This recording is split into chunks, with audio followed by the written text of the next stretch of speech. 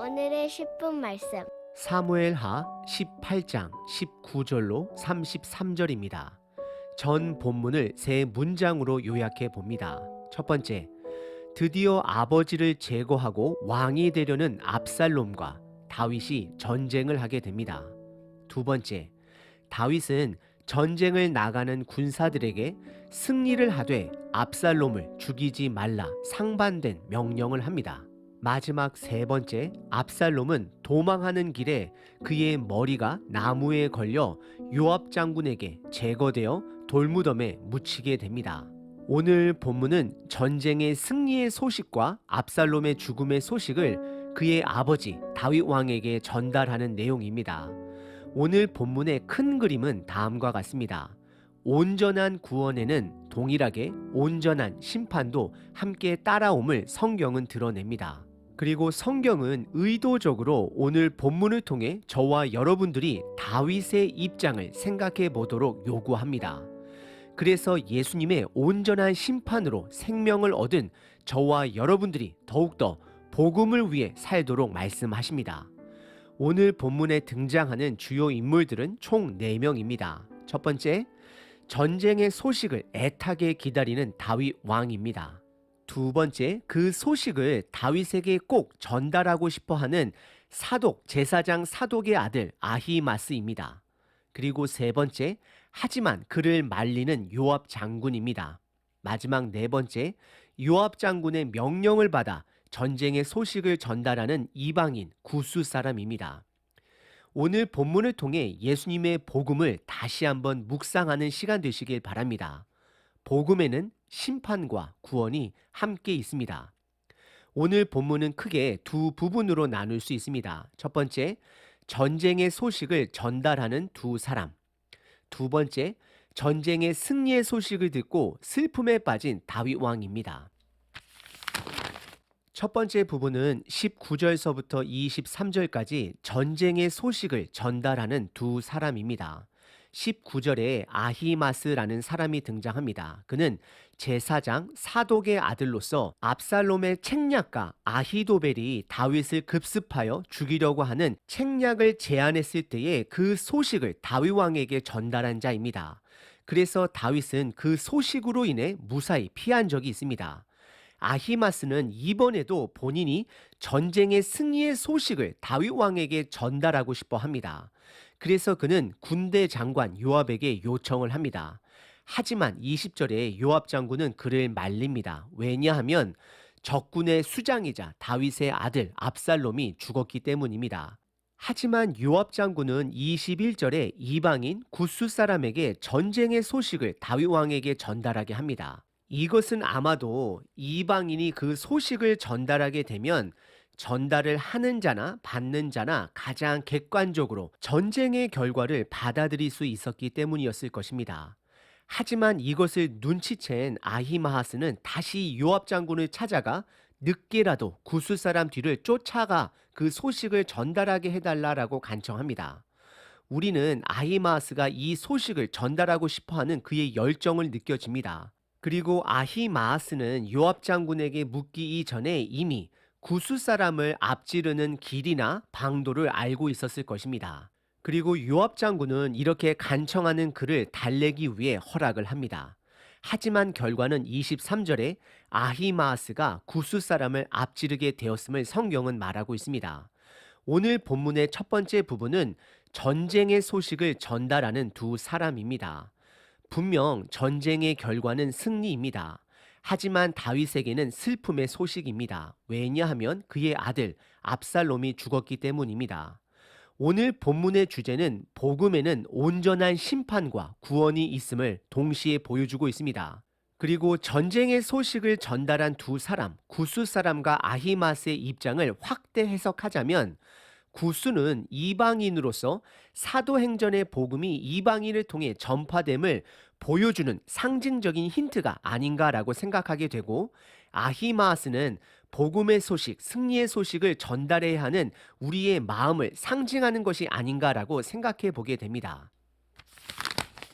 두 번째 부분은 24절서부터 33절까지 전쟁 승리의 소식을 듣고 슬픔에 빠진 다윗 왕입니다. 24절에 보시면 다윗이 전쟁 소식을 애타게 기다리고 있음을 보여주고 있습니다. 그때 성문의 파수꾼이 달려오는 한 사람을 확인하게 됩니다. 그리고 다윗 왕은 그가 혼자 달려오는 자면 소식을 가지고 온 자다라고 확신을 합니다. 그리고 파수꾼은 또 다른 한 사람을 발견하게 됩니다. 그리고 동일하게 다윗 왕은 그 또한 소식을 가져온 자다라고 확신을 합니다. 그리고 다윗은 첫 번째 달려오는 자가 아히마아스인 것을 알고 좋은 사람이다라고 표현을 합니다. 그 뜻은 충성된 자로서 다윗은 그를 통한 좋은 소식을 기대했던 것 같습니다. 하지만 28절에 아히마아스는 전쟁의 승리 소식만 전달할 뿐 압살롬에 대한 소식은 함구하고 있습니다. 그리고 다윗은 29절에 온통 그의 아들 압살롬의 소식에만 관심을 갖고 있음을 성경은 드러냅니다. 29절입니다. 왕이 이르되 젊은 압살롬은 잘 있느냐 하니라. 아히마아스가 대답하되 요압이 왕의 종 나를 보낼 때에 크게 소동하는 것을 보았사오나 무슨 일인지 알지 못하였나이다 라고 아히마아스는 압살롬의 소식을 간절하게 찾고 있는 다윗에게 함구하고 있음을 확인하게 됩니다. 그리고 다윗 왕은 31절과 32절에서도 구스 사람에게 압살롬의 소식을 또 묻게 됩니다. 그러자 이방인 구스 사람은 왕을 대적하는 자들은 다 그 청년, 즉 압살롬과 같이 되기를 원한다라고 담대하게 그의 죽음의 소식을 전달하게 됩니다. 이것을 들은 다윗은 만감이 교차했을 것입니다.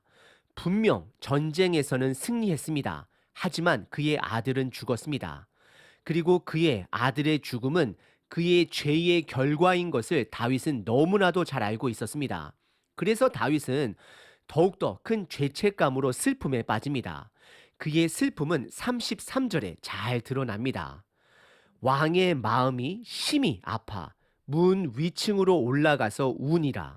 그가 올라갈 때에 말하기를 내 아들 압살롬아, 내 아들 압살롬아, 차라리 내가 너를 대신하여 죽었다면 압살롬 내 아들아 라고 고백합니다. 오늘 본문의 두 번째 부분은 전쟁의 소식을 듣고 슬픔에 빠진 다윗입니다. 왜냐하면 그의 죄로 인해 그의 아들들을 잃고 압살롬까지 잃었기 때문입니다. 다윗은 그들을 대신해서 죽기를 원했습니다. 오늘 본문은 우리들에게 한 가지 분명한 사실을 전달합니다. 하나님의 심판은 우리의 감정으로 결정되는 것이 아니라 하나님의 공의로 결정되는 것입니다. 그래서 우리는 우리의 죄로 인해 대신 돌아가신 예수님을 기억해야 합니다. 오늘 본문은 전쟁에서 승리했지만 아무도 기뻐하지 못하는 승리가 됩니다. 이 승리는 바로 예수님의 죽음을 상징합니다. 예수님의 십자가의 죽음은 분명 죄를 이기신 승리가 됩니다.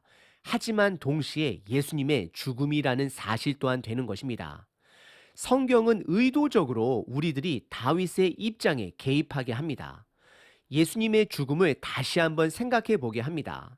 다윗의 죄로 인해 그의 아들들이 대신 죽었습니다. 사무엘하 12장에 밧세바를 범하고 그의 남편 우리아를 죽인 다윗의 죄 앞에 하나님은 나단 선지자를 통해 심판의 말씀을 선포하셨습니다. 칼이 내 집에서 영원히 떠나지 않을 것이다 라고 말씀하셨습니다. 그래서 다윗의 죄로 인해 갓난아기가 죽고 그의 첫째 아들 암논이 죽고 그리고 오늘 본문 압살롬까지 죽게 되었습니다. 이 모든 것은 그의 죄로 인해 죽은 것입니다. 우리의 죄로 인해 죽으신 예수님을 기억해야 합니다. 죄와 심판은 감정으로 결정되는 것이 아닙니다. 반드시 누군가는 아무나가 아니라 죄 없는 자가 우리들의 죄값을 대신 감당해야 했습니다. 이것이 바로 하나님의 공의이고 사랑인 것입니다. 압살롬은 분명 그의 죄로 죽었습니다. 반역의 죄요, 하나님이 선택하신 그의 아버지 다윗을 대적한 죄입니다. 하지만 다윗은 그의 죄로 인해 죽은 압살롬으로 인해 슬퍼합니다. 우리 죄로 인해 죽으신 예수님을 함께 묵상하며 저와 여러분들에게 주어진 복음의 삶은 값진 삶이라는 것을 다시 한번 기억하는 하루 되시길 바랍니다.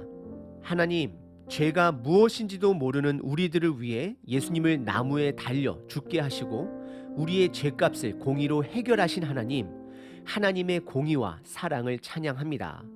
하나님의 십자가 사랑을 온전히 깨닫지는 못하겠지만 깨달아 가는 만큼 복음의 삶을 살아내길 결단해 봅니다. 하나님의 죽음이 나의 생명됨을 죄송한 마음으로 고백합니다. 하나님 사랑합니다. 아멘.